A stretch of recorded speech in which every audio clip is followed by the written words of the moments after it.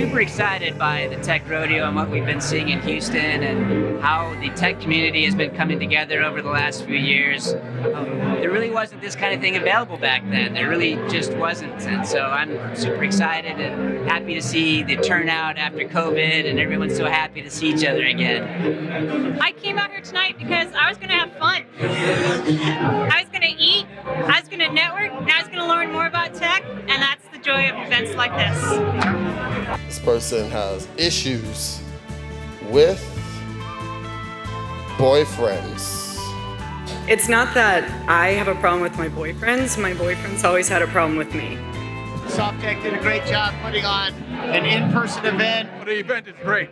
It's great. It's a great event. I've got to meet a lot of people in the tech world. I think it's a great example to show how Houston's innovative. So I'm glad that Tech Rodeo is hopping up because there's a lot of communities in Houston and it's time they get a chance at joining in on this. I think the Houston Tech Rodeo has been a very refreshing experience because it's got a very diverse community of companies and people coming from different backgrounds. It's just a conglomerate of people coming together and just really learning from each other and expanding the scene in Houston. People feel like no matter what background you're from or where you're from, you can be involved in tech. Houston is already the energy capital of the world, and energy feeds everything, right? So this is a good fit with the power energy, oil and gas, as well as new technologies. AI is permeating the entire world. So whatever city can embrace that technology and move it forward as an industry will be well positioned in the 21st century. So I'm really excited and also horrified to learn about what it is deepfake technology is capable of, because I think it's really going to impact so many different things that we're not even ready for.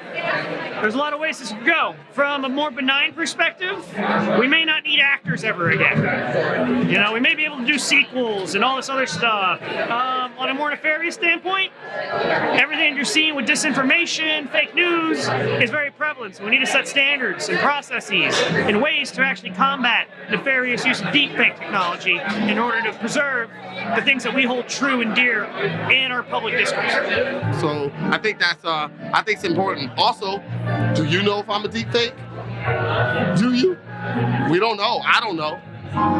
You know, we're an enormous city, enormous economy, got so much going for us, and the only thing really that Houston was trailing in was the amount of startup formation and venture capital investments.